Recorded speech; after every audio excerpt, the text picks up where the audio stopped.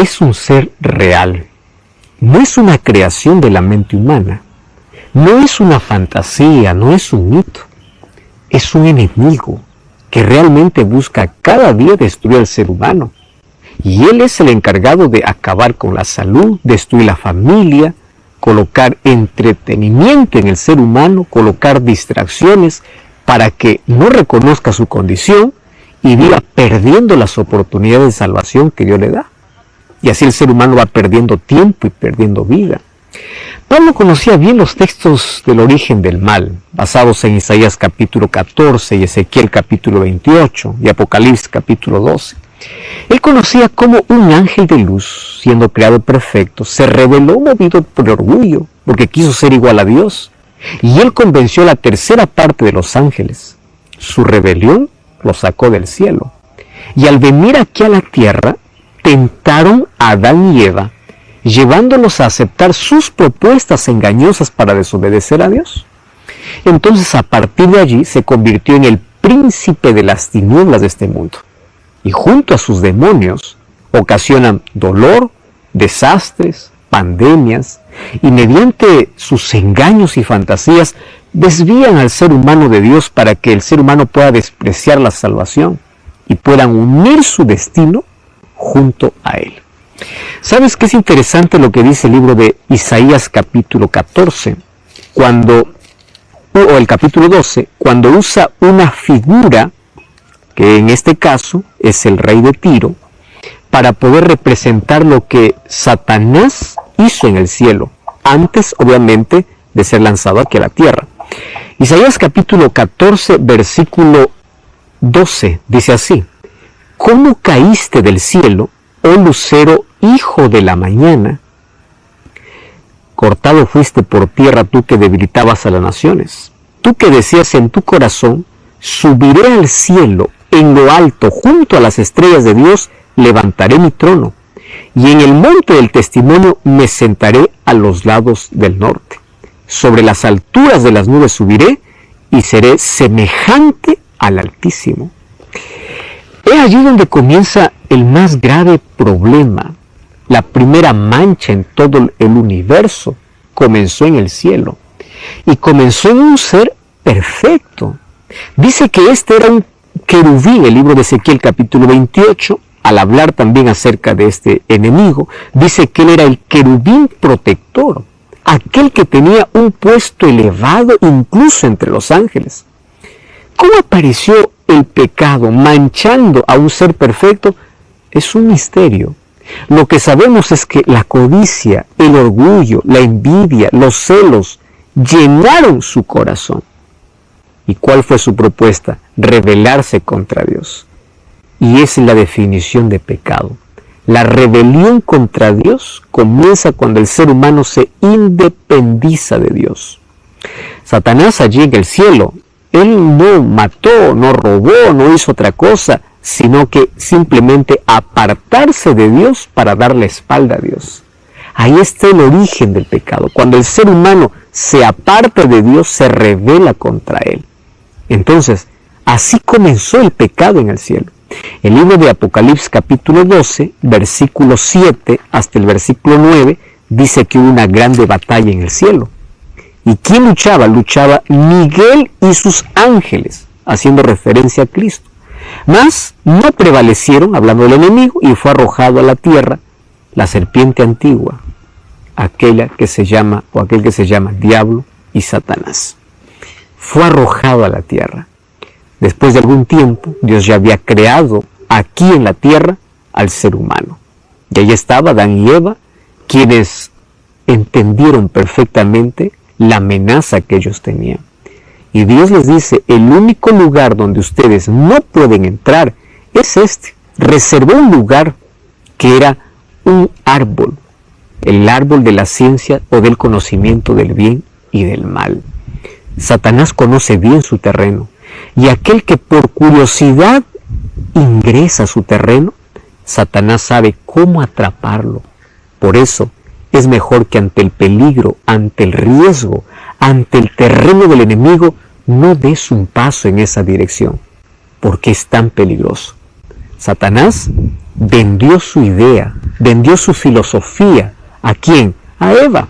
Y le dice, ustedes serán como Dios, es decir, rebélense contra Dios. Eva aceptó la propuesta de Satanás. Y al aceptar la propuesta de Satanás, se apartó de Dios y se rebeló contra Dios. Resultado, el mundo que vivimos. Desgracia, dolor, miseria, inmoralidad y todas las cosas que hoy vemos. Ahora, la pregunta es, ¿qué cosa es lo que hace Satanás? Y la Biblia presenta algunas actividades que el enemigo hoy hace para poder destruir al ser humano. Jesús ya mencionó en el libro de Juan capítulo 8, versículo 44, lo siguiente. Vosotros sois de vuestro padre el diablo, y los deseos de vuestro padre queréis hacer. Él ha sido homicida desde el principio, y no ha permanecido en la verdad, porque no hay verdad en él. Cuando habla, habla mentira, porque él es mentiroso y padre de la mentira. ¿Cuál es la primera actividad de Satanás aquí en la tierra? La actividad a lo cual dedica mayor parte de su tiempo. Pues a engañar, a ilusionar al ser humano, a colocarle diversos caminos diciendo que por allí hay felicidad, que por allí hay salvación, cuando todo lo que hace es llevarlo a la perdición. ¿Y sabes qué cosa hace Satanás? Es cobarde. Él nunca presenta la cara. Él siempre usa un disfraz para poder seducir al ser humano. Satanás es seductor. Él sabe cómo atrapar tus sentidos, cómo tener dominio de tus sentimientos. Antiguamente, Satanás dominaba a la persona con una posesión diabólica, o él poseía el cuerpo de la persona y hacía que el ser humano pueda revolcarse en el suelo, pueda botar espuma, pueda allí mencionar o hablar una voz que no es suya.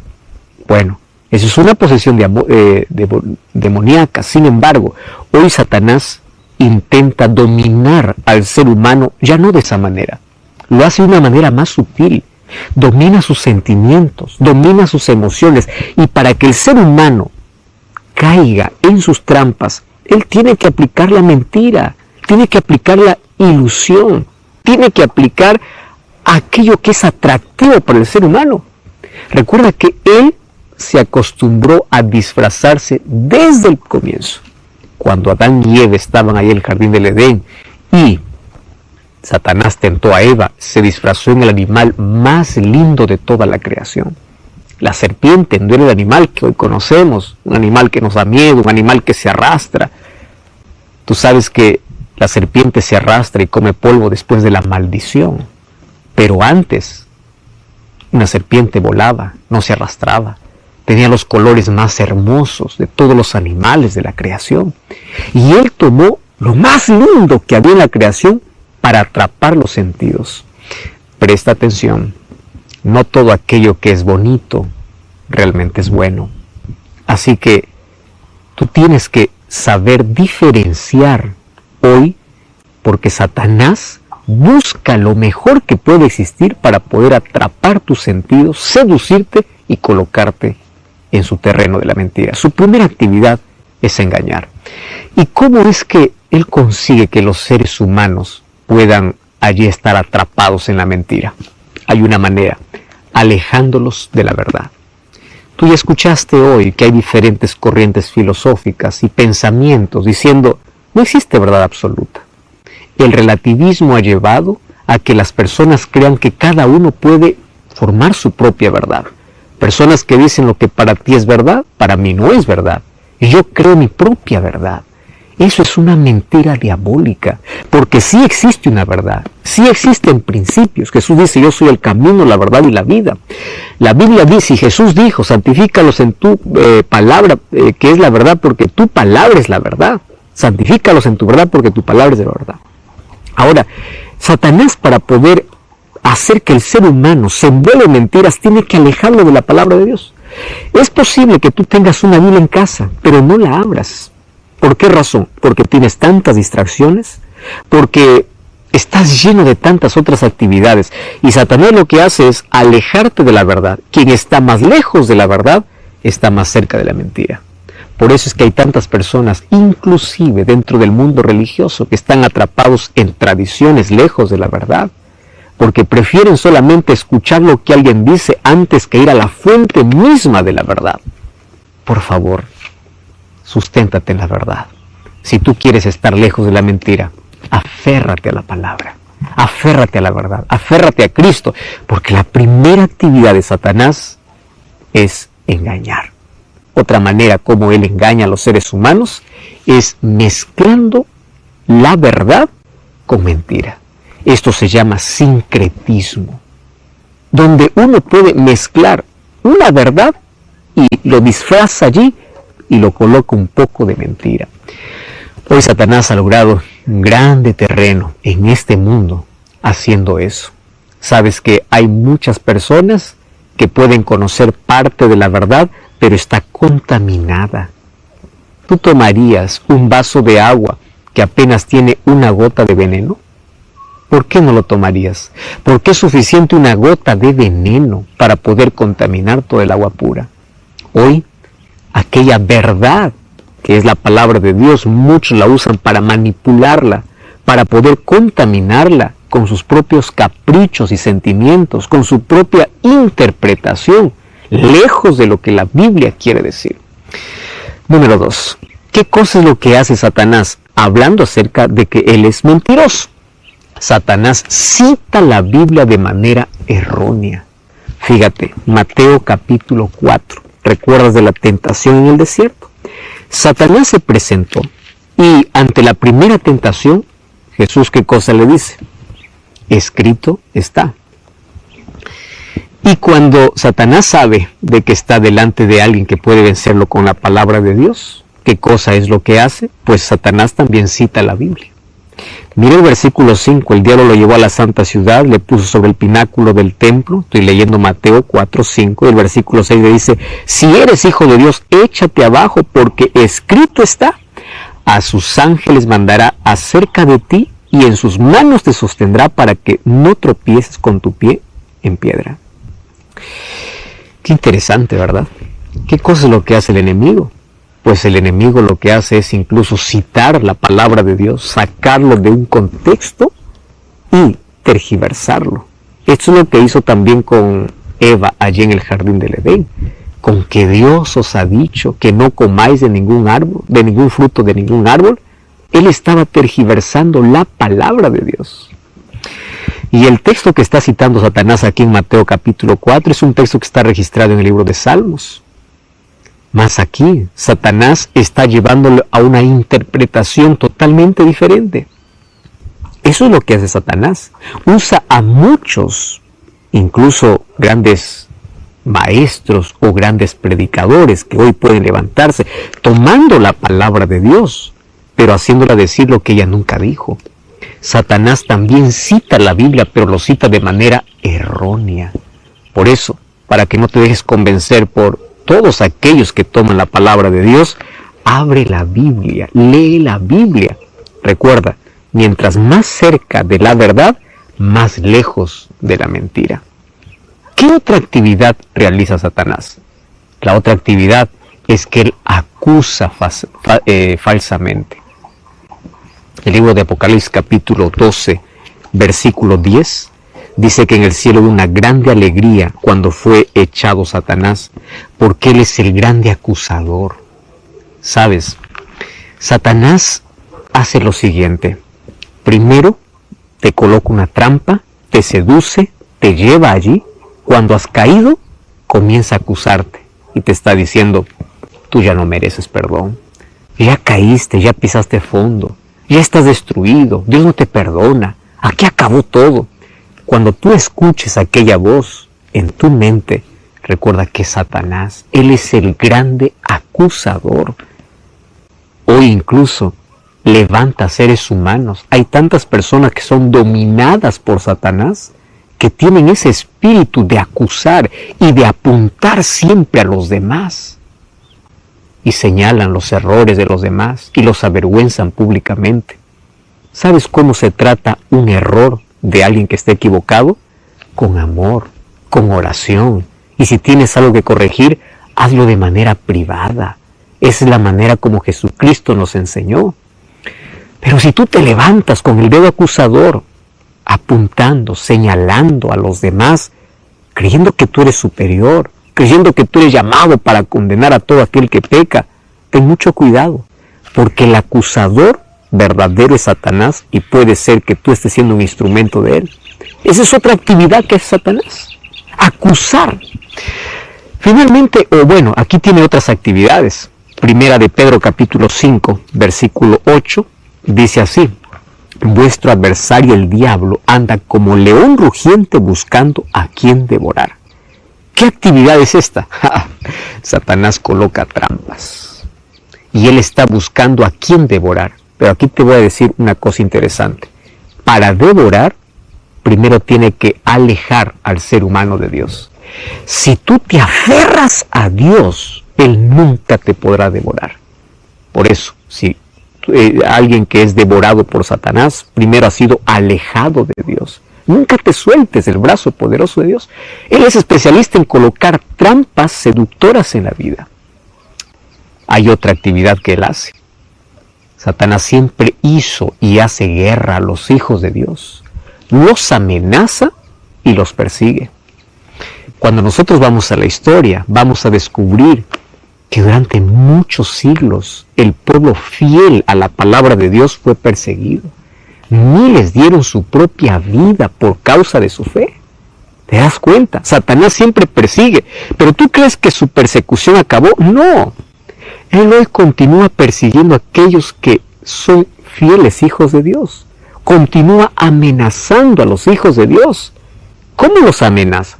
¿Ya viste que tantas personas luchan por tener un sábado libre, por ser fieles a Dios? ¿Cuál es la amenaza? Si tú no haces lo que la empresa dice, vas a perder tu trabajo. Satanás continúa amenazando. Satanás continúa persiguiendo, porque es otra actividad que él hace aquí en la tierra. Claro que realiza más actividades. Él hace falsos milagros. Mira lo que dice el libro de 2 de Corintios, capítulo 11. Allí el versículo 14. 2 de Corintios, capítulo 11, versículo 14 dice: y no es de maravilla, porque el mismo Satanás se disfraza como ángel de luz. No creas que todo milagro viene del cielo. No. Hay muchos milagros que son realizados por Satanás para poder engañar. Entonces, ¿recuerdas tú lo que dice Jesús en Mateo 7:21? Muchos me dirán en aquel día: en tu nombre sacamos fuera demonios, en tu nombre hicimos milagros. Pero yo les diré: no os conozco. No todo milagro viene del cielo. Si hay un milagro que aparece y está en contradicción con la palabra de Dios, crea la palabra de Dios y no al milagro, porque no todo milagro viene de Dios.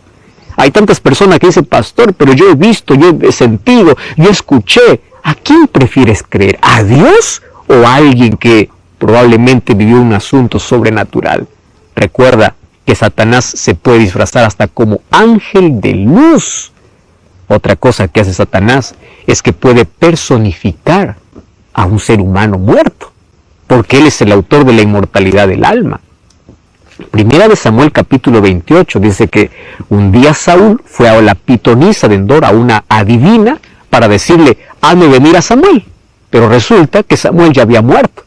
Y esta pitonisa le dice: está bien, aquí viene Samuel. No era Samuel, era Satanás disfrazado. Ahora, ¿sabes una cosa? Lo que hace Satanás.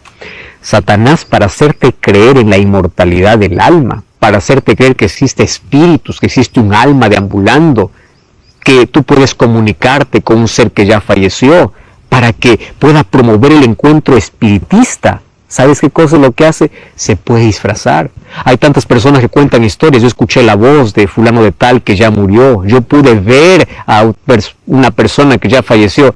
Ten mucho cuidado, porque los demonios personifican. Finalmente, él provoca enfermedades, calamidades, tragedias, para que el ser humano culpe a Dios. En Job capítulo 2, versículo 7, dice que él provocó las enfermedades, la enfermedad para Job. Entonces, cuando tú culpas a Dios, Dios es el culpable de todo lo que me está pasando, Satanás aplaude. ¿Por qué? Porque está creando duda en tu corazón. Y no te olvides que Satanás conoce tu debilidad y por allí te lleva a su terreno. Por eso, todo aquello que te está llevando al territorio de Satanás, corta, evita, porque él hace un trabajo sigiloso. No caigas en aquellas trampas. Él engaña, cita la Biblia erróneamente, él coloca trampas, él acusa, él hace guerra a los hijos de Dios, él hace falsos milagros, hace que sus demonios puedan personificar seres humanos, provoca enfermedades, provoca tragedias para que tú dudes del carácter de Dios, y él conoce tu debilidad. Por eso, en esta lucha, él está buscando a quién devorar. Hay muchos que subestiman al enemigo, otros en cambio lo sobrevaloran. Algunos tienen mucho miedo, porque olvidan de que tienen un Dios omnipotente. Y como dice Pablo, si Él es con nosotros, ¿quién contra nosotros? Sin embargo, quiero que recuerdes que estamos luchando contra un enemigo vencido. Cristo lo derrotó en la cruz. Él está vencido, aunque aún está destruido. Pero en breve será destruido completamente, como dice Romanos 16:20. Romanos 16:20 dice, y el mismo Dios de paz aplastará en breve a Satanás bajo vuestros pies, y hasta que ese día llegue, luchamos y avanzamos por fe. Satanás tiene dos armas con las que destruye al ser humano desde el principio: la incredulidad y la duda. Mediante la duda, lleva al ser humano a desconfiar de la palabra de Dios, y así provoca sufrimiento en el ser humano para que el ser humano dude del amor de Dios. Siempre intentó desfigurar el carácter de Dios. Además, él consigue entrar a nuestra vida mediante nuestros sentidos, que son las avenidas del alma. Por eso Salomón decía en Proverbios 24:23, sobre todas las cosas guardadas, guarda tu corazón. Es decir, cierra la puerta para todo aquello que puede perjudicar tu vida y tu relación con Dios. Hoy quiero mostrarte que existen 7 cosas por el cual el enemigo de Dios consigue su victoria en el ser humano. Pero si tú no lo permites, él no podrá dominarte. No te olvides que luchamos contra un enemigo que ya está vencido. Si nos aferramos a Cristo, Él siempre nos dará la victoria. Sin embargo, cuidado, hay 7 cosas con las cuales Él siempre vence y consigue un espacio dentro del corazón humano. Ahora quiero mostrarte esas 7 cosas. Aquí va la primera de las 7 cosas. Número 1, seducción. Tú sabes que el diablo usa la fascinación, usa el encanto, usa la atracción. Y ya te mencioné que él siempre se esconde detrás de lo más lindo. Él es el mayor seductor. Él capta nuestra atención y él coloca su veneno mortal detrás de las cosas aparentemente inofensivas. Él puede colocarte una linda caja forrada de tantas cosas lindas, pero allí en el centro tiene veneno. Es así como Satanás hace. Para poder arruinar la vida de un joven, puede allí colocar una linda señorita delante de él para poder desviarle del camino de Dios. Para poder arruinar tu futuro, te puede colocar un vicio atrayente. Él es un seductor. Él sabe qué cosa es lo que te gusta, cuál es tu inclinación. Y por ese lado siempre te va a seducir. La seducción es su especialidad. Número 2, ilusión. Si la primera es seducción, la segunda es ilusión. Es donde el ser humano pierde la noción de la realidad, de lo que es verdadero, y comienza a correr tras el vapor de la vida, intentando atrapar un poco de felicidad sin darse cuenta que no es nada más que ilusión. Tú ya viste todas las propuestas que en este mundo aparecen para que el ser humano pueda ser feliz. Aquellas propuestas donde te dice puedes encontrar la felicidad sin Dios son las propuestas más peligrosas. ¿Por qué razón? Porque es una ilusión. El libro de Eclesiastés fue escrito por Salomón en la parte final de su vida. Y es interesante que a partir del primer versículo, él comienza a alertarnos de una situación interesante. Allí en el versículo 2 dice: vanidad de vanidades, dijo el predicador, todo es vanidad. Y él comienza a enumerar unas cosas que atraen al ser humano: fama, riqueza, poder, trabajo, ilusión, todas esas cosas. Y después termina diciendo: pero todo esto es vanidad. Y claro, tú puedes construir un imperio en la vida. Sin Dios un día va a quedar en la historia, se va a quebrar, se va a caer. Las cosas que tú consigues en la vida, que tú construyes con tu propio esfuerzo, pero sin Dios, se acaba, se destruye. Mira, la palabra vanidad aquí puede traducirse como vapor. Tú conoces el vapor. Una olla está hirviendo, tú abres la tapa y sale el vapor. El vapor es algo que tú puedes ver, pero no lo puedes tomar. Si tú dices: yo voy a coger un poco de vapor en mis manos, va a ser una ilusión. ¿Qué cosa va a suceder? Vas a abrir las manos, vas a atrapar el vapor, y cuando abre la mano, no hay nada. Es así la persona que busca felicidad sin Dios, que busca esperanza sin Dios, que busca paz sin Dios. Simplemente es una ilusión. Corre detrás de aquello que es pasajero, corre detrás de aquello que se acaba, corre detrás de aquello que, cuando parece que lo alcanzó, se convierte como la arena entre los dedos, que se desvanece, que se acaba, que se derrama, que se destruye. Mucho cuidado. Satanás siempre ha colocado diversas ilusiones en el ser humano, espejismos en la vida, para que tú puedas correr detrás de ello pensando que es la verdadera felicidad, cuando en la realidad no lo es. ¿Recuerdas la historia de la mujer samaritana narrada en Juan capítulo 4? Una mujer que intentó toda su vida ser feliz, pensando que los relacionamientos le harían feliz. Se casó 5 veces, o 5 maridos tuvo. Y cada vez que fracasaba, pensaba lo siguiente: la próxima seré feliz. La próxima seré feliz. Y cuando ella fue a sacar agua del pozo, ese balde vacío representaba su vida vacía. Por eso Jesús le dice: mientras sigas bebiendo de esta agua tendrás sed. Mientras sigas intentando con tus propios esfuerzos, nunca podrás satisfacer el vacío del corazón. Por eso deja de eso y acepta el agua de vida. Mucho cuidado, que Satanás coloque espejismos e ilusión para desviarte de aquello que realmente es importante. Número 3, inducción. Recuerda, primero, seducción. Número 2, ilusión. Número 3, inducción. El ser humano deja de mirar a Cristo y comienza a ver a los demás. Y comienza a seguir lo que los otros hacen. Olvida de abrir la palabra de Dios. Comienza a aceptar todas las propuestas. Y sabes cuán difícil es nadar en contra de la corriente. Si tú realmente quieres servir a Dios y quieres seguir los principios establecidos por la palabra de Dios, a veces tienes que andar en la dirección contraria, porque este mundo está programado para desobedecer a Dios. Y cada vez aparecen nuevas propuestas tan extrañas propuestas, que aquellos que no se someten a esas propuestas son vistas con desprecio. Satanás te induce a través de personas cercanas a ti, y te induce para apartarte de Dios, para aceptar las cosas que tú consideras que es malo. Sin embargo, Satanás es tan astuto.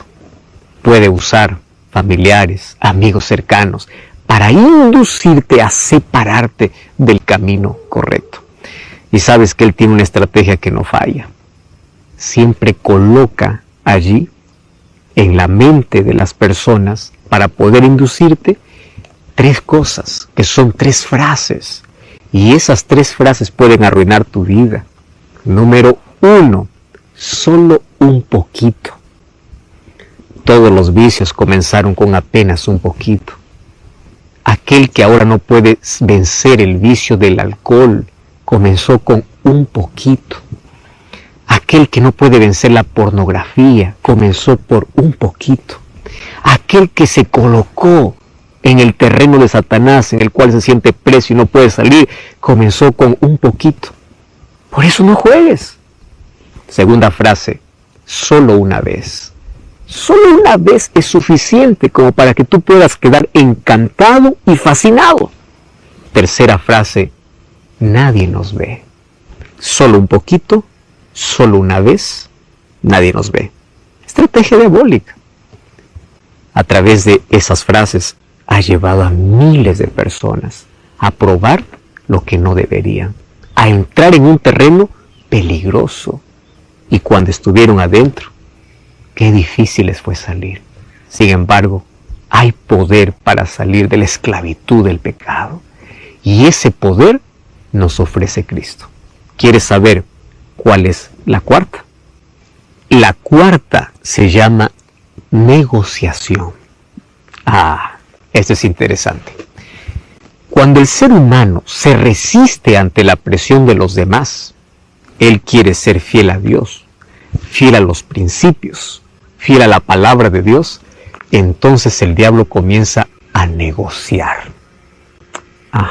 Negociación. Satanás siempre quiere verte de su lado. Como no consigue ni animarte ni forzarte, aún con las amenazas, aún con la presión del grupo, él comienza una negociación. ¿Y cuál es la negociación? Dame un pequeño espacio en tu vida. Está bien, tú no quieres probar, está bien, pero dame algo pequeño. ¿Recuerdas cuando Moisés fue a Faraón y le dijo, deja que el pueblo de Dios salga a servir allá, a adorar a Dios en el desierto? Faraón le hizo una propuesta, le dijo, está bien, que vayan pero que se queden sus animales, que vayan pero solo por unos días, que vayan pero que se queden los jóvenes, que vayan pero que se quede algo. La propuesta de Satanás, puedes ir a servir a Dios, pero algo, déjame algo por el cual yo pueda volver, alguna cosa, aunque sea pequeña, aunque sea insignificante, pero algo. Y la respuesta de Moisés fue, si salimos, salimos con todo y no quedará ni una pezuña. Es la respuesta que nosotros tenemos que dar. Recuerdo la historia de una familia que estaba buscando una casa donde vivir. Y ahí entre los avisos se encontró que en plena plaza de la ciudad había una casa muy barata. Esto parecía un remate. Fue allí para hablar con el dueño y le dice, justamente, yo estoy vendiendo esta casa a un precio muy cómodo y si usted está interesado podemos hacer negocio. Cuando fueron a firmar el documento, le dice, mire, solamente hay una condición. La casa yo le estoy vendiendo muy barata y la única condición es que de toda la casa, que a partir de ahora le va a pertenecer, solamente hay algo que quiero que siempre me pertenezca. Y es un clavo en la cocina. Imagínese, usted se va a quedar con toda la casa, pero un clavo es mío. El otro dijo, está bien, ¿qué es un clavo? Yo me quedo con toda la casa. Hicieron el trato, firmaron el documento y pasaron los días. Se sentía dueño de toda la casa, pero había un clavo que no era de él. Un día el antiguo dueño pasó a las 11 de la noche tocando el timbre y allí, cuando le abrió la puerta, le dice, bueno, yo estaba pasando por acá y tengo aquí mi abrigo, yo ya no quiero más ahora porque está haciendo calor y quiero dejar mi abrigo en ese clavo. Y bueno, el clavo le pertenecía al antiguo dueño, así que ni modo, tenía que aceptar. Luego recogió aquel abrigo, después pasó unas semanas y después de algunas semanas nuevamente volvió con una salchicha enorme y le dice, ahora estoy regresando a casa, pero primero voy a hacer otras cosas y voy a dejar esto allí en mi clavo, en aquello que me pertenece. Pasaron los días, el antiguo dueño se olvidó, la casa comenzó a oler terriblemente por aquello que estaba en descomposición, por un clavo se arruinó todo. Satanás es así, dice, dame un espacio pequeño, dame un clavo que me pertenezca. Negociación. Corta todo aquello que te lleva al terreno de Satanás. Número 5, distracción. Te distrae de lo que es importante, te adormece, te anestesia, cauteriza la conciencia. Distracción.